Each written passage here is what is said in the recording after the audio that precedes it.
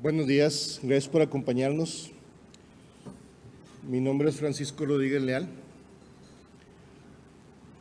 Es un honor poder coordinar esta sesión junto a dos colegas tan sobresalientes en el área de la neuromielitis óptica.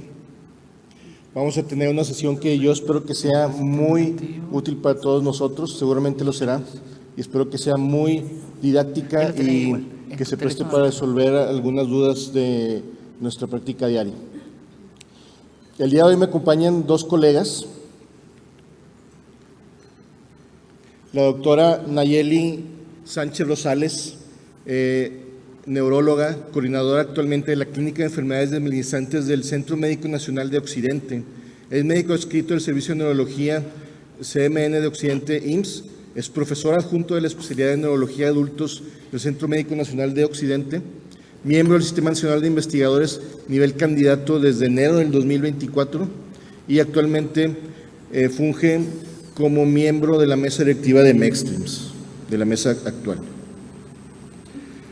Y el doctor Ricardo Nicolás Alonso. El doctor es actualmente jefe del grupo de trabajo en esclerosis múltiple y enfermedades desmielinizantes, División de Neurología del Hospital General de Agudos J.M. Ramos Mejía en Buenos Aires.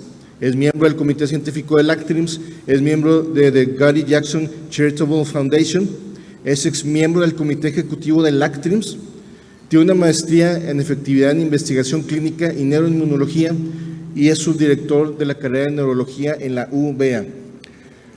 Son dos colegas que tienen un cartel bastante extenso e impresionante y estoy seguro que nos van a guiar por una sesión bastante didáctica. Bueno, iniciamos. Doy la bienvenida a la doctora Nayeli Sánchez. ¿O solo con mi voz? No, ya ahora sí.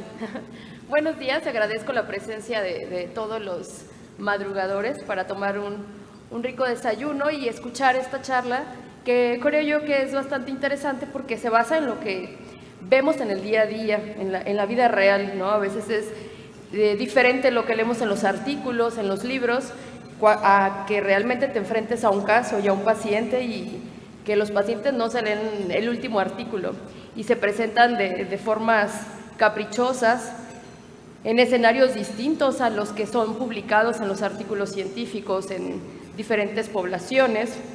Y bueno, qué mejor que aprender de nosotros mismos. Agradezco la invitación a Amgen para presentar este caso y vamos a tratar de sacarle el mayor provecho posible. Estos son mis conflictos de interés, sin embargo, a pesar de que esta charla es patrocinada por Amgen, no hay ninguna influencia sobre su contenido. Iniciamos de lleno. Se trata de una mujer de 51 años quien tiene el diagnóstico de esclerosis múltiple. Y durante un día habitual en el Centro Médico de Occidente se nos pide una valoración para ir a urgencias a evaluar a una paciente que ellos dicen que tiene una recaída de esclerosis múltiple. Además, tiene una neumonía y disnea y está bajo ventilación mecánica. Valoración por esclerosis múltiple por una recaída que la llevó a ventilación mecánica. Como que algo no nos cuadraba, ¿no? Normalmente no es lo habitual que las esclerosis múltiples tengan una recaída de esta magnitud que los lleve a una ventilación mecánica. Acudimos a urgencias, preguntamos a la familiar qué era lo que pasaba, desde cuándo padecía la enfermedad y nos dice, bueno, la diagnosticaron en 2005. Pues sí, empezó a cobrar sentido, ¿no? 20 años de diferencia, todos hemos tenido esa paciente en un contexto de 20 años de diagnóstico, con muchos años seguramente con una terapia modificadora de la enfermedad de baja eficacia y que vemos 20 años después con una discapacidad importante que además bajo inmunosupresión prolongada, la edad, etcétera, y la discapacidad, pues seguramente hizo una neumonía como una complicación. Y bueno, hasta ese momento nosotros dijimos, pues todo resuelto, no creo que sea una recaída de la esclerosis múltiple, seguramente es una complicación por los tratamientos y por la postración, discapacidad, etcétera. Pero vamos a revisar a la paciente.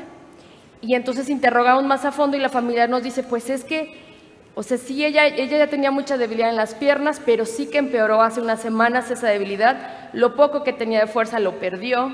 Además, el brazo lo tenía completamente funcional, y se afectó esa alteración del brazo y luego empezó con dificultad para respirar y luego ya la tuvieron que intubar. Y entonces dijimos, bueno, eso ya no hace tanto sentido, vamos a reevaluar, ¿no? Vamos a reinterrogar. Y entonces nos dimos a la tarea de echarnos un clavado al expediente. Todos sabemos lo que es un expediente de 20 años, ¿no? Y entonces algunas notas pudimos rescatarlas porque eran de otros hospitales, algunas estaban incompletas, etcétera. Pero si nos damos cuenta, pues empezamos a ver que, bueno, efectivamente, la paciente se diagnostica en 2005 con una neuritis óptica derecha y le inician tratamiento con interferón. Después, hasta 8 años después, vuelve al parecer a tener una nueva recaída, o es lo que nosotros encontramos en el expediente, una recaída nuevamente visual. Y después del 2013, prácticamente cada año empieza a tener entre 1 o 2 recaídas visuales o motoras, en el 2016, por ejemplo. Sin embargo, la primera evaluación que encontramos, un EDSS, fue hasta 2015, donde vemos que tenía un EDSS de 4.5 y llama la atención que su agudeza visual era de ojo derecho en amaurosis y del ojo izquierdo en abultos. Si seguimos viendo el resto de años, pues para 2017 tuvo una mielitis con una cuadriparesia que la asociaron a una infección de vías respiratorias. Para 2018 un cuadro con mucho prurito. Para 2021 encontramos que en 2018, se encuentra en la resonancia magnética, se describe una lesión corta medular, que puede ser, bueno, pues sí, o sea, sugería el diagnóstico de esclerosis múltiple, una mielitis corta, ¿no? Sin embargo, a pesar de eso, en esa nota, el médico pensó que pudiera ser una neuromielitis óptica y lo deja plasmado como hay que reconsiderar la posibilidad de que pueda tratarse de una neuromielitis óptica. Pero fíjense, para 2021, prácticamente más de 10 años de evolución, la paciente todavía lograba caminar 600 metros sin ayuda y su fuerza estaba conservada. Si nos seguimos en el tiempo, en mayo del 22, alguien la evaluó y dice, no, pues es que definitivamente el interferón no está funcionando.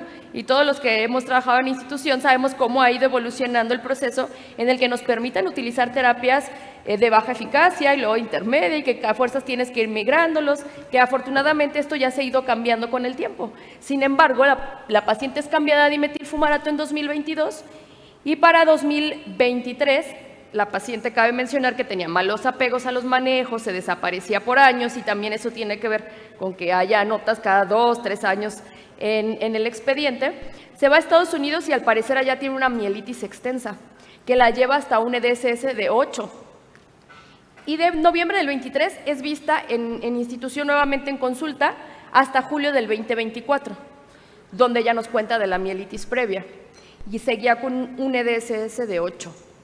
Por lo tanto, el médico que la evalúa en ese momento dice, bueno, pues no, definitivamente tampoco dimetilfumarato fue, la paciente tiene mal apego a los manejos, no acude a consultas, pues nuestra vieja confiable, ¿no? Rituximab es una alternativa, es más cómodo, menos riesgoso, no hay tanto lío con que no se apegue tanto, y entonces la cambia a rituximab en 2024. Pero esto nos sigue llamando la atención. Para octubre, 2 meses después, prácticamente la paciente vuelve a tener una recaída con debilidad del brazo derecho y en diciembre otra vez debilidad del brazo derecho y entumecimiento del mismo. Y entonces llegamos a enero, donde la paciente sí efectivamente tiene una neumonía, cuadra con el hecho de que tiene rituximab, probablemente una complicación asociada al uso de rituximab. Perdón. Y en marzo del 25 es el momento donde nos posicionamos en la actualidad. Una interconsulta por una paciente que tuvo una recaída de esclerosis múltiple que la llevó a uso de un ventilador por disnea. Y entonces, pues ya no nos cuadran muchas cosas, ¿no? Y empezamos a identificar diferentes banderas rojas. Por ejemplo, que solo tenía recaídas visuales, que esas recaídas además eran severas, que alguien pensó en algún momento de que pudiera ser una neuromielitis óptica, que hacía mielitis además y que además esas mielitis eran severas y que no mejoraban. Y que después de rituximab, la paciente seguía haciendo recaídas, o sea, a pesar de una terapia de alta eficacia, persistía con recaídas. Así es que si entre que decidíamos si era M o NMO, de que sí es que estaba agresiva, pues estaba agresiva y desde hace mucho, ¿no? Sin embargo, a pesar del rituximab, como lo vemos en el día a día, la esclerosis múltiple puede estar 8 años, igual que la neuromielitis óptica puede estar años estable, a pesar del interferón que tenía inicialmente, y de repente en algún momento, a pesar de una terapia de alta eficacia, empezar a tener recaídas. Se decide iniciar tratamiento en lo que teníamos la resonancia magnética, que en institución pues, nos puede llevar algunos días poder conseguirla, y después de eso, debido a la severidad del cuadro, pues se decidió iniciar sesiones de plasmaféresis, dado que sí pensábamos que la paciente entonces sí podía estar teniendo una recaída de una enfermedad desmielinizante. Disculpen. Entonces, esta es la resonancia magnética, donde podemos observar cómo tenemos una mielitis extensa que sí nos abarca la parte cervical alta y que podría estar definitivamente asociado al cuadro clínico y explicar el cuadro clínico de nuestra paciente. Lo vemos aquí en la secuencia de T2, sé que no es la mejor imagen, espero que puedan apreciarla. Y en la siguiente vemos el STIR, donde volvemos a observar con mayor claridad la misma lesión e inclusive a nivel dorsal, salvo su mejor opinión, podemos ver algo de atrofia en relación a eventos previos que ya nos habían descrito de mielitis en esta paciente. Vemos nuevamente, les quise mostrar aquí en el corte axial, donde podemos ver esas lesiones hiperbrillantes dentro de la misma lesión, que luego son tan características de la neuromielitis, que tienen estos puntos hiperbrillantes dentro de la misma lesión. Y podemos ver en el T1 con contraste cómo esa lesión está en agudo, captando medio paramagnético. ¿Por qué nos confundimos, no? ¿Qué pasó en el camino durante esos 20 años?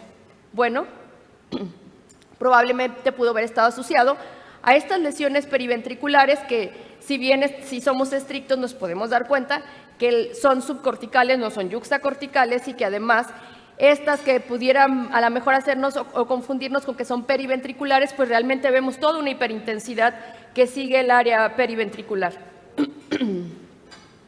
Ahora tenemos nuevas herramientas que pueden ayudarnos, y esta resonancia de nuestra paciente, pues ya de forma habitual en nuestro hospital nos hacen la fase, el SWAN, nos hacen órbitas si pedimos que el paciente tiene afectación visual, y entonces evaluamos, bueno, vamos a ver, o sea, ¿qué pasó, no?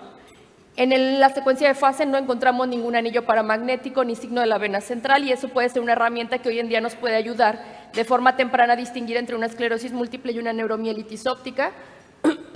Las lesiones, si las vemos en el corte axial, podemos ver que tampoco están en la topografía más típica, parecen difusas, parecen confluentes, y más en las astas tanto frontal como posteriores de los ventrículos laterales. Y algo que llama mucho la atención, en su derecha pueden ver los nervios ópticos atróficos, ¿no? Vemos mucho líquido alrededor de los nervios ópticos debido a que el nervio óptico bilateralmente está atrófico, y eso se correlaciona con la agudeza visual que encontramos en nuestra paciente. Pedimos anticuerpos antiacoporina 4, aunque realmente ya por clínica y por imagen nosotros cumplíamos ya los criterios de neuromielitis óptica. Aún así, siempre que tengamos disponible el biomarcador hay que solicitarlo, dado que nos puede aportar información sobre cuáles serían las mejores opciones de tratamiento. Recordemos que algunos solo están aprobados para AQP4 positivos.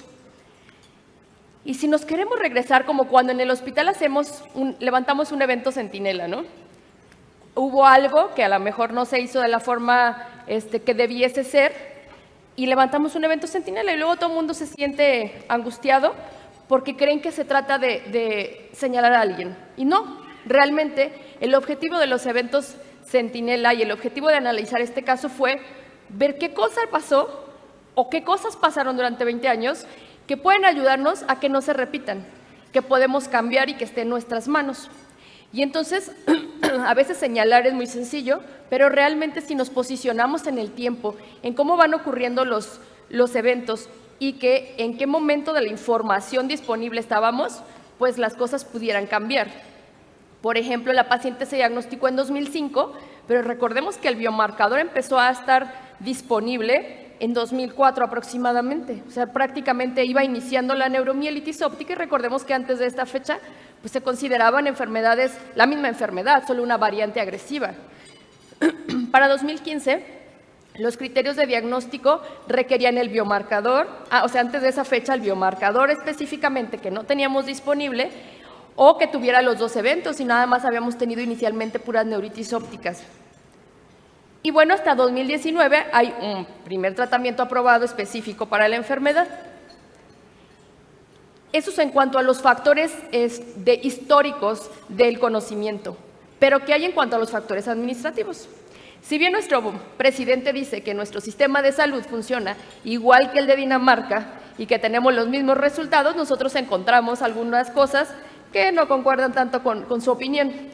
Por ejemplo, los múltiples médicos que evaluaron a este paciente durante esos 20 años. No menos de 10 médicos distintos, eso sin contar que seguramente también fueron evaluados en muchas ocasiones por médicos residentes.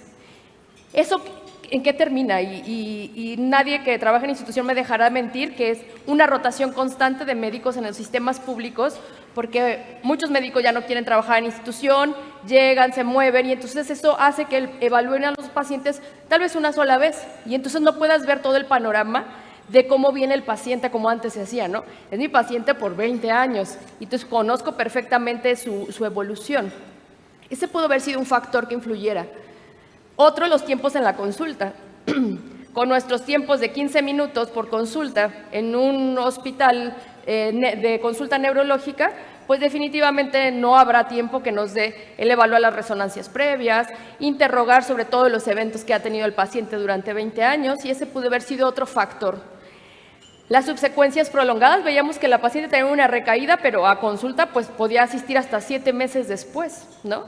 Y entonces cuando la veía el médico, pues tal vez decía, bueno, pues ya tiene 7 meses sin recaídas, pues continuamos igual.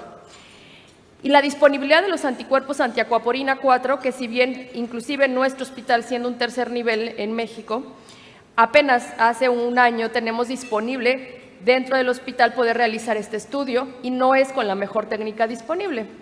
Aún así se agradece, ¿no? Es un logro, pues no lo teníamos disponible antes y teníamos que hacer uso de los apoyos de la industria farmacéutica, o inclusive enviarlos al siglo XXI, donde el área de investigación nos apoyaba con la realización de algunos estudios. Entonces los recursos también son importantes, y como comentaba yo el día de ayer, además la inercia terapéutica, ¿no? A todos nos ha pasado que tenemos un caso que ya le dimos 1000 vueltas y ya no sabemos por dónde, y está bien ir a buscar a un colega y decirle, ¿sabes qué? Yo ya no veo más, ya le busqué todo esto, tal vez algo no estoy viendo, tal vez necesita unos nuevos ojos que digan, a ver, como que esto lo pasamos por alto. Y entonces, todos esos factores han contribuido a este retraso en el diagnóstico. Sin embargo, ¿qué dice la literatura internacional con respecto a los errores de diagnóstico en los pacientes con neuromielitis óptica? Pues hasta el 35% de los casos son diagnosticados de forma errónea inicialmente y después terminan con un diagnóstico de neuromielitis óptica. Pareciese un porcentaje muy alto. Dependerá de las diferentes bibliografías que revisemos. Por ejemplo, hay un estudio europeo que fue situado en 2012, donde el 42% de los pacientes habían tenido un diagnóstico distinto a la neuromielitis óptica antes de corroborarse que no era así. Un estudio en Estados Unidos con 35%, el doctor Ontaneda el día de ayer nos decía que hasta un 20% actualmente tienen aún de errores de diagnóstico. Este estudio en Latinoamérica menciona en 2022 que un 12% de errores todavía existen, y esto va muy ligado también a la época en la que ocurre, porque depende también de la disponibilidad de los anticuerpos, de los nuevos criterios de diagnóstico, que vamos conociendo más la enfermedad. Y sin embargo, en este estudio de autorreporte, donde se les preguntó a los pacientes con neuromielitis óptica si habían tenido antes de ese diagnóstico otro, más del 60% dijeron que sí, que se les había dado otro diagnóstico inicialmente, y al final concluyen que se trata de una neuromielitis óptica. Y bastante interesante, porque hasta el 33% en un estudio latinoamericano, ese diagnóstico erróneo fue también hecho por neuroinmunólogos. Entonces, realmente a todos nosotros nos puede pasar algo como lo que vimos en nuestro caso. ¿Cuáles son los diagnósticos que más comúnmente se asemejan y nos pueden hacer equivocarnos? La esclerosis múltiple definitivamente, ¿no? Diagnóstico diferencial número 1. Y este es un estudio, son los datos de 3 grandes cortes que evaluaron el diagnóstico erróneo de la neuromielitis óptica, y donde podemos ver que la esclerosis múltiple es el más común. Pero definitivamente, dependiendo de la presentación, será el diagnóstico con el que podamos confundirlo. Por ejemplo, si hay afectación óptica, que fue hasta 20 casos, se diagnosticaban solamente como neuritis óptica, como crión, como glaucoma inclusive. Las mielopatías pues podían dejarse como una mielopatía idiopática o mielopatías vasculares. Otras enfermedades autoinmunes como neurosarcoidosis, lupus, definitivamente Sjögren's entran en el diagnóstico diferencial, y otras se catalogaban como síndromes clínicos aislados y se mantenían sin un abordaje completo. Migraña, por supuesto, neoplasias, etcétera, pueden ser inclusive diagnósticos que pueden darse de forma equivocada. ¿Cuál es el motivo de estos porcentajes, de este 35% de error todavía en el diagnóstico? Una aplicación e interpretación inadecuada de los criterios de diagnóstico de 2015, ya que los pacientes que son diagnosticados con esclerosis múltiple, hasta 85% tenían un síndrome atípico, como en nuestra paciente, que tenía una neuritis óptica que era recurrente y que era agresiva además y que no respondía a esteroides. El 50% de los pacientes van a tener banderas rojas para neuromielitis óptica en la resonancia tanto de cráneo como espinal, que nos debería de hacer sacarnos del diagnóstico de esclerosis múltiple. Y más interesante, el 71% reciben tratamiento para esclerosis múltiple, como ocurrió en nuestra paciente. 5 años. 5 años es el retraso actual para que nosotros podamos realizar el diagnóstico de neuromielitis óptica. Dependerá de la literatura que revisemos, pero ¿a qué se asocia? Hay estudios canadienses inclusive que ellos mencionan un retraso de 4 meses. En un estudio que estamos realizando actualmente con Latinoamérica, con Argentina, con el doctor Alonso, justamente platicábamos hace un momento que aproximadamente encontramos en esa corte 16 meses, un año y medio de retraso en el diagnóstico. Eso es si es anticuerpos aquaporina 4 positivos, pero si es negativo, eso retrasa el diagnóstico hasta 29 meses en nuestro contexto. Entonces, los principales errores de diagnósticos se asocian a peor pronóstico de nuestros pacientes. Si nosotros retrasamos el diagnóstico y no lo pensamos de primera instancia, el paciente tendrá mayor cantidad de recaídas y, por supuesto, mayor discapacidad, como en nuestro caso presentado. ¿Cuáles son los factores asociados a que los pacientes tengan retraso en el diagnóstico? Pues que tengan un ataque no severo. O sea, definitivamente vamos a pensarlo más cuando hay un ataque severo, ¿no? Entonces, por ejemplo, recaídas de área postrema. Los pacientes terminan en gastro y en otros especialistas, hasta en psiquiatría a veces, en lugar de que pensemos que se trata de una neuromielitis óptica, ¿no? Y algo me pareció muy importante, que eso yo no lo había considerado, pero un factor de retraso en el diagnóstico es la epidemiología, porque lo contextualizamos en que le da porque le da mujeres, y entonces si es un hombre, pues no lo pensamos. Que los pacientes deben de ser, si son caucásicos, tampoco lo pensamos, ¿no? Pensamos primero en esclerosis múltiple. Entonces debemos de quitarnos esas etiquetas a los pacientes para poder dar un diagnóstico lo más pronto posible. Recordar que, si bien es cierto, nuestros síndromes más importantes son la neuritis óptica, la mielitis y el área postrema, y hasta el 85% de los pacientes van a presentar o a debutar con una de estas tres, 15% pueden tener un síndrome de tallo, o un diencefálico o un cerebral, y debemos de pensar en una neuromielitis óptica y pedir los anticuerpos. En este estudio se encontró, pudiera ser que un confusor en nuestro caso haya sido esa mielitis corta. ¿Qué pasa? ¿Sí se presenta en las neuromielitis ópticas? Sí, hasta en 14% de los pacientes de esta corte de neuromielitis óptica AP4 positivos se encontraron que podían tener una mielitis corta, y en algunas otras bibliografías se comenta hasta un 25%. Si nosotros tenemos una mielitis corta, no cumple criterios para esclerosis múltiple, debemos y estamos obligados a buscar una neuromielitis óptica, dado que el siguiente evento después de una mielitis corta, en el 92% de los casos, va a ser una mielitis longitudinalmente extensa. Y la disponibilidad de los anticuerpos definitivamente ha marcado un paradigma y un cambio en los diagnósticos. Veamos cómo antes de la disponibilidad de los anticuerpos había un error de hasta un 83% de los pacientes se diagnosticaban de forma errónea con otra enfermedad. Sin embargo, después de su disponibilidad amplia en todo el mundo, pasó de un 54 hasta un 20% en promedio este error del diagnóstico. Antes, los criterios de diagnóstico que teníamos nos decían que la resonancia magnética de cráneo debía ser normal, y entonces nos quedamos con ese concepto. Sin embargo, actualmente sabemos que hasta el 82% de los pacientes van a tener alteraciones en la resonancia magnética, y más de un 50% tendrán lesiones específicas que nos hablen de una neuromielitis óptica. Y esto es súper importante. 37% de los pacientes pueden cumplirnos los criterios de diseminación en espacio para esclerosis múltiple y aún así no serla. Entonces debemos de ser muy cautelosos porque entonces debemos de considerar la clínica y además las características de la resonancia magnética, no solo una u otra. Igual, 50% pueden tener banderas rojas que tenían un diagnóstico para esclerosis múltiple y realmente era una neuromielitis óptica. ¿Qué características? Pues que la médula está inflamada, está edematosa, que la lesión es muy central, que puede captar gadolinio, puede tener esas lesiones hipointensas dentro de la lesión en el T1, tiene esos puntos hiperbrillantes.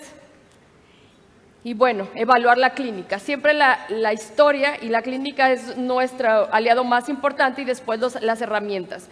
Banderas verdes, cuando sí pensarlo, pues no voy a ahondar mucho en todos los detalles, pero en esta paciente al menos tenía una agudeza visual peor que 20/200 y que no respondía a esteroides y tenía una mielitis extensa que inclusive la llevó a una ventilación mecánica, una lesión alta.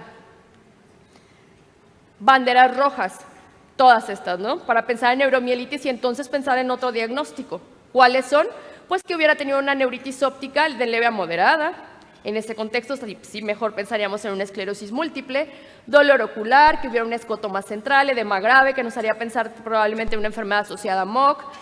Cuando tenemos una mielitis, ¿qué cosas? Bueno, que sea una mielitis parcial, que se recuperó bien, que se acompañe de otros datos como marcha táxica, por ejemplo, que sea muy hiperaguda, que tenga buena respuesta a esteroides. Todo eso nos haría pensar en un diagnóstico distinto a la neuromielitis óptica. Por supuesto, la oftalmoplegia internuclear, ¿no? que definitivamente nos hace pensar en esclerosis múltiple, un deterioro cognitivo progresivo, convulsiones, etcétera. Y entonces, para terminar ya casi, tips que podemos tener para reducir nuestra probabilidad de que esto ocurra en nuestro contexto y que podamos ir reduciendo los tiempos de diagnóstico y los errores de diagnóstico lo más posible.